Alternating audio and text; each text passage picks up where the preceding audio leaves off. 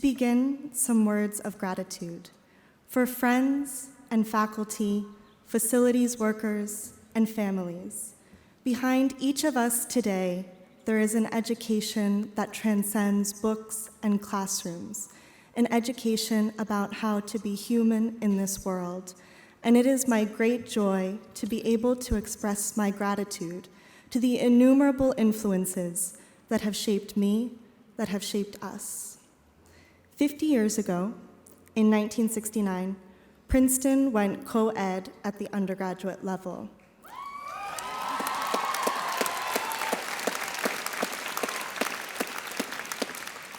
I am here today, not just, or even mainly, because of that decision, a decision as much about the needs of men and Princeton's reputation as about educational equity for women, but also because of the countless people who have stood up, sat down, fought, and continue to fight to make this place one that people of all genders and backgrounds can one day inhabit safely, joyously, and in justice.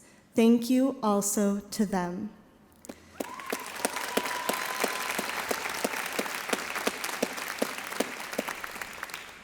Commencement connotes beginnings, and yet the valedictory address is a farewell address, as this day is a paradox of beginnings and endings, goodbyes and hellos. So it is a day of many feelings: sorrow, gladness, bitterness, tenderness, complicatedness.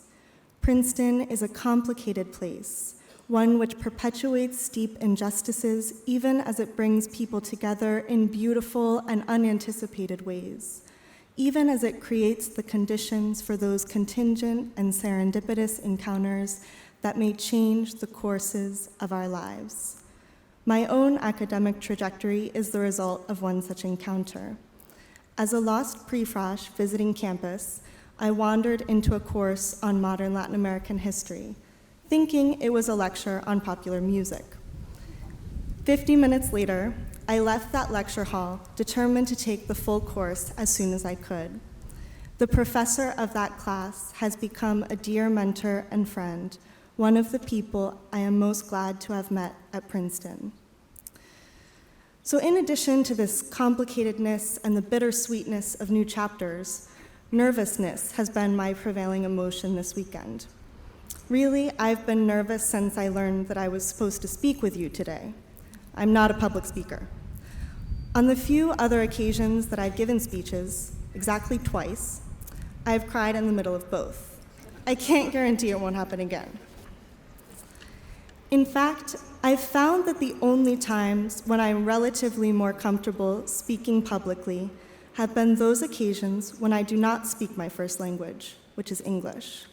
Counterintuitive, perhaps, but I have a theory. I'm supposed to be good at English, excellent, in fact, to write in such a way that both the content and the form of my speech work together to create meaning, to speak well. It is partially on the grounds of these suppositions about my facility with words that I've been given a microphone this morning and a podium to hide the fact that my legs are shaking. In another language, it is easier for me to more fully embrace the very obvious limits of my knowledge and capacity, to stop in the middle of a sentence and say, honestly, I don't know how to say this. To let the people with whom I'm speaking help me to circumlocute, or perhaps even hit upon the right word. Apuesta is one I learned recently, bet in Spanish. In these moments of shared uncertainty, when a singular voice is inadequate, speech becomes conversation. We allow for gaps and pauses, moments of working through. Allowing for these conversations, for these silences, can be difficult. We are trained in speech and in writing to fill silence, to seek coherence, create clarity, build certainty. When we can't do those things, when we are uncertain and muddled, we are more vulnerable, more aware of ourselves and of our limits, more aware, too, of the limits of language itself and of the ways in which the world will always escape the words with which you attempt to confine it. As a student of history, I spend more hours than I'd like to admit looking at old pieces of paper, trying to read worlds back into words.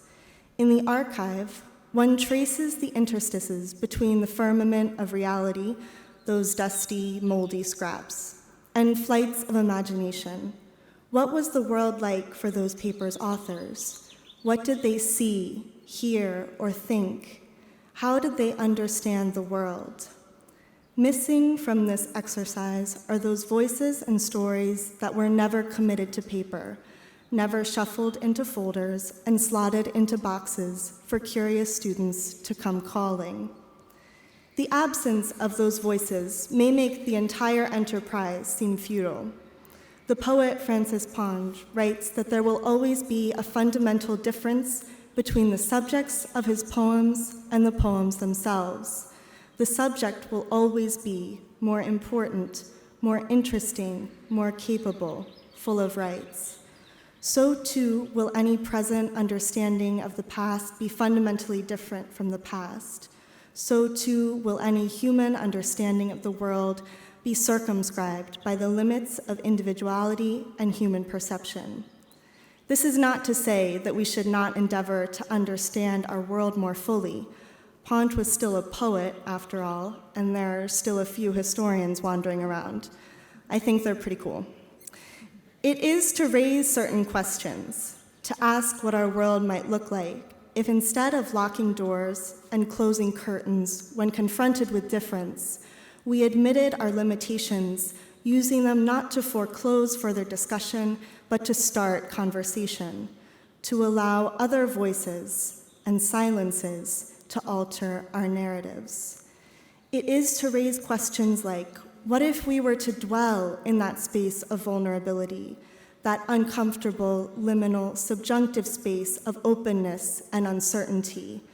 What if, when we went to office hours and told our professor we were having a hard time, they said not only, "I'm sorry," but also, as one of my professors said to me recently, "Hey, me too, let's talk about it"?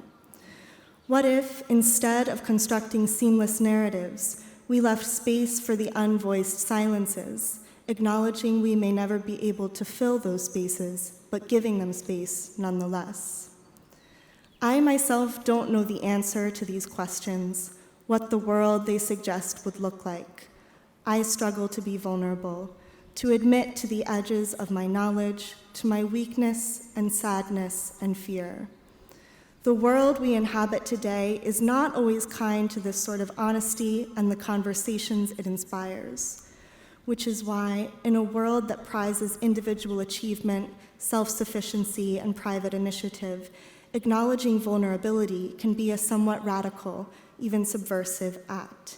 It challenges the boundaries and borders that divide us, inviting empathy into places where emotions have long been discounted as signs of weakness, undermining hierarchies, and reminding us of our fundamental shared humanity.